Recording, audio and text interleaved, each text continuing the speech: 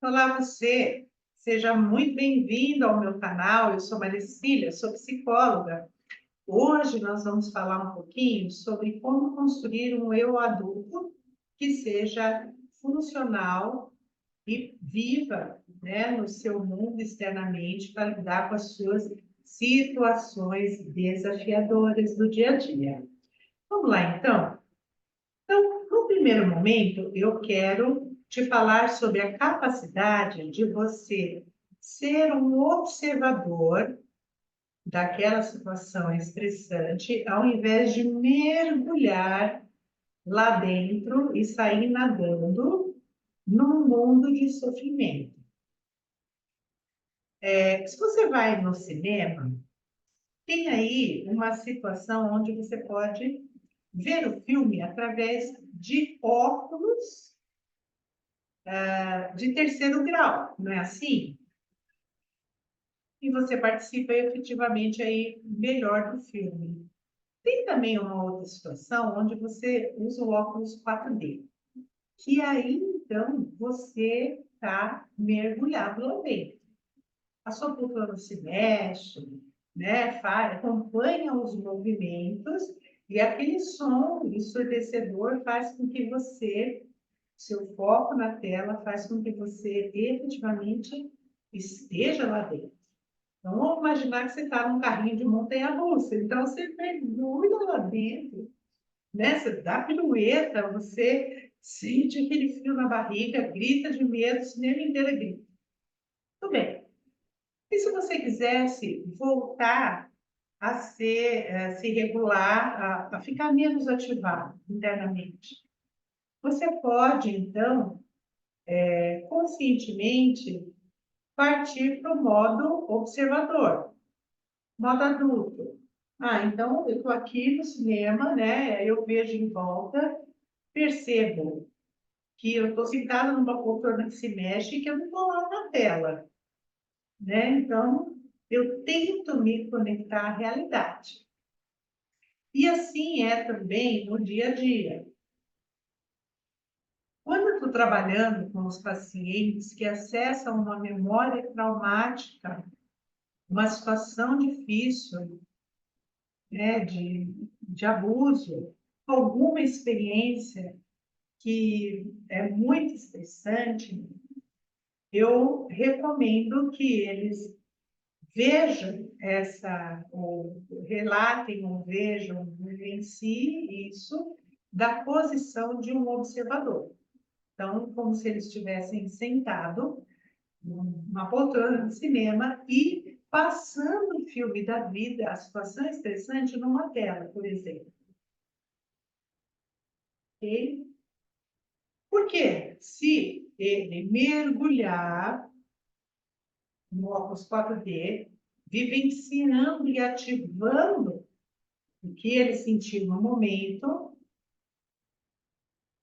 vai ser pouco produtivo para a terapêutica, do que a gente está precisando, que é o reprocessamento daquela situação, que não precisa ser tão dolorosa e difícil e ativada, ok? Nem é recomendado que isso seja assim. Na fase 2 do EMDR, também os terapeutas fazem o quê? Eles ensinam formas de recursos autocalmantes, né? Então, são ferramentas onde a pessoa aprende como se regular internamente através de alguma situação difícil. Isso é treinado em algumas sessões e recomendado que a pessoa faça em casa. São diversas ferramentas que podem ser utilizadas para isso, tá? Um outro ponto que é bem interessante é que você tenha consciência daquilo que ativa você internamente. Quais são as pessoas e situações que te deixam ativado. E aí, tendo esse autoconhecimento, você pode parar um pouquinho e analisar a situação. Por exemplo, vamos supor que você tenha uma dificuldade com a rejeição por alguma situação da sua vida.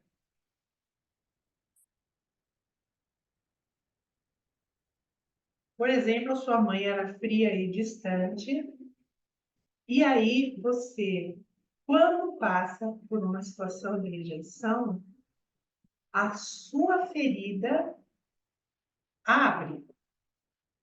Então, por exemplo, seu chefe ignora aí as suas sugestões. E você se sente insignificante, burro, sei lá eu, crenças que você não é o suficientemente bom ou que você não é importante. E aí, com a clareza do seu adulto, você pode optar, né, fazer uma escolha por pensar de uma forma diferente. Bom, meu chefe, ele vive estressado. E ele não ignora somente aquilo que eu digo, só as minhas sugestões. Na verdade, ele não é um bom ouvinte, né? E ele deveria, então, ser melhor em gerenciar o tempo dele. Ok? Isso é uma prática. A outra é assumir para si a responsabilidade.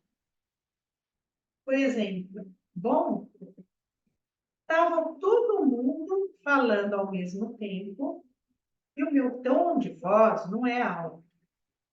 As pessoas nem perceberam. Estava todo mundo tava uma bagunça. Não significa que aquilo que eu falei não seja importante, ok? Somente que eu escolhi, talvez, um momento pouco adequado para fazer a minha interferência. Beleza? Muito bem. Um outro exercício que você pode praticar, né? Antes de falar desse exercício, eu quero te dizer que você tem um bom adulto, sim.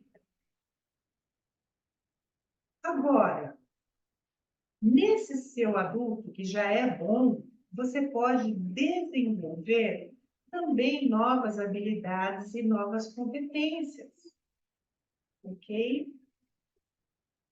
Para quê? Para que numa situação, né, como eu falei, nos seus desafios diários, numa situação difícil, você tenha acesso a esse recurso, tanto da regulação interna, que também é uma forma de você falar, um adulto interno bom, que regula a sua criança, quanto na forma de se comportar frente aos desafios externos, nos seus relacionamentos interpessoais, na sua vida profissional e familiar, seus relacionamentos amorosos, tá? Muito bem. Uma outra coisa é que fique tranquilo que todos temos um momento em que a criança sai da casa e faz bagunça, né? O que eu quero dizer com isso? A gente reage, muitas vezes, de uma forma infantil frente às situações, né? Nem sempre o adulto está presente, 100%, né? Mas qual que é a diferença quando você se propõe a trabalhar conscientemente para desenvolver e fortalecer esse seu lado adulto? A diferença é que você, ao perceber que a criança fez uma lambança, você pode avaliar, né, através aí do seu eu adulto, buscar soluções,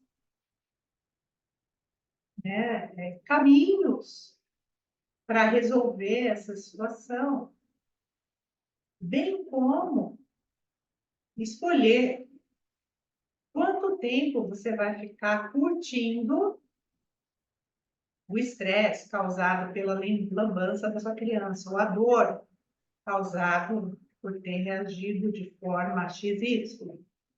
Entendeu? Ok? Vamos lá fazer o melhor que a gente consegue? Muito bem.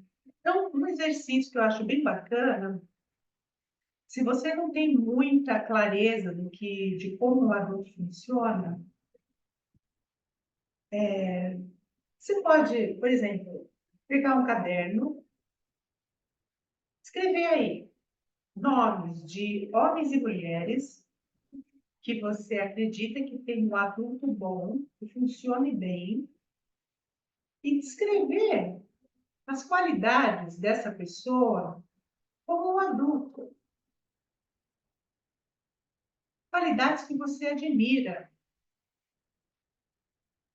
né? Que fez com que você colocasse essas pessoas aí na lista. Okay? Pode ser também pessoas fictícias, cinema, TV, livros, né, que você leu.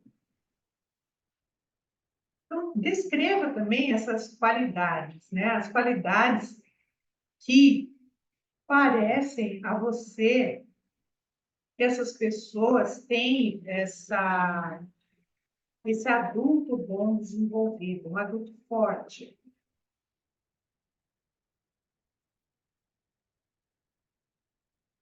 Depois, um outro exercício é fazer uma lista das vezes em que você agiu como um adulto responsável. Como é que você lidou com isso? Se sentiu competente? Se sentiu inseguro? Como foi lidar com essa responsabilidade? O próximo passo que você pode fazer, após você ter listado essas qualidades, né, dos primeiros exercícios, você vai se classificar de acordo com essas qualidades.